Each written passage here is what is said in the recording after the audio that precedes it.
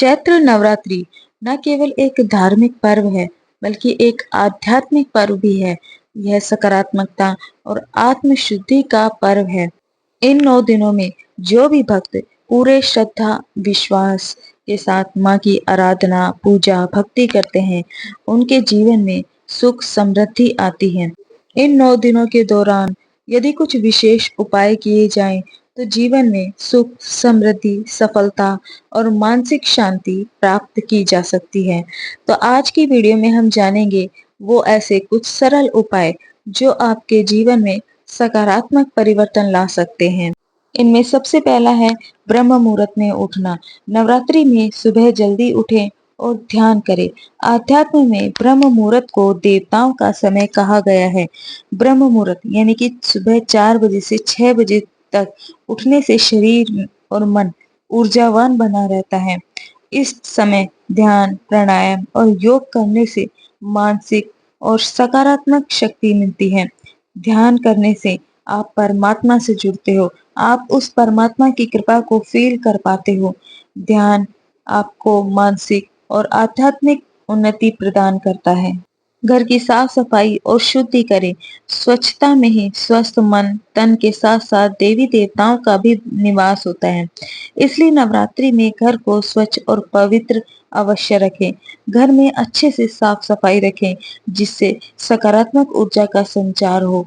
रोज सुबह घर में गंगा जल और गोमूत्र का छिड़काव करें। नकारात्मकता दूर करने के लिए गुग्गुल या कपूर अवश्य ही जलाएं। माँ दुर्गा की पूजा और अखंड ज्योति जलाएं। नवरात्रि के दौरान अखंड ज्योति जलाने से घर में सकारात्मक ऊर्जा बनी रहती है। देवी माँ की लाल फूलों हल्दी कुमकुम और अक्षत से पूजा करें। दुर्गा सप्तशती देवी कवच और श्री दुर्गा चालीसा का पाठ अवश्य करें। जब हम देवी माँ का आह्वान पूरी श्रद्धा और निष्ठा के साथ करते हैं, तो देवी माँ हमारी पुकार जरूर सुनती हैं। नवरात्रि के दिनों में माँ दुर्गा का ध्यान नाम जप और मंत्र जप अवश्य ही करना चाहिए। नवरात्रि में गायत्री मंत्र महामृत्युंजय मंत्र और दुर्गा सप्तशती के मंत्रों का जाप अवश्य ही करना चाहिए। इससे हमें माँ की विशेष कृपा प्राप्त होती है। माँ की दिव्य ऊर्जा हमें प्राप्त होती है। मंत्र जप और नाम जप में बहुत ही अधिक शक्ति है। हमारे जीवन के सभी दुखों को दूर करने का एकमात्र उपाय केवल और केवल नाम जप करना है। और इन 9 दिनों में अगर हम माँ दुर्गा के नामों का जप करते हैं, तो हमें माँ दुर्गा की कृपा प्राप्त होती है। इसलिए इन 9 दिनों में जितना हो सके नाम जप करें, सात्विक आहार ग्रहण करें और अपने मन को पवित्र बनाए रखें। कहा जाता है जैसा अन्न वैसा ही मन। इन 9 दिनों के दौरान हमेशा सात्विक आहार ग्रहण करें, जिससे आपका तन और मन शुद्ध रहे। अगर इस समय आप तामसिक भोजन या ज्यादा मिर्च मसाले का भोजन ग्रहण करते हो, तो आपके अंदर नकारात्मकता आती है। नकारात्मकता दूर करने के लिए प्याज और लहसुन, जिनको हम तामसिक भोजन भी कहते हैं, उनसे हमें बचना चाहिए। तुलसी के पत्ते और गंगा जल को भोजन में शामिल अवश्य करें। दान पुण्य करना हमारे आध्यात्मिक शास्त्रों के अनुसार बहुत ही महत्वपूर्ण है। इससे हमारे इष्ट देव प्रसन्न होते हैं। इन 9 दिनों में भी हमें गरीबों को भोजन वस्त्र और जल का दान अवश्य करना चाहिए। ऐसा करने से माता रानी की कृपा हमें अवश्य ही प्राप्त होती है।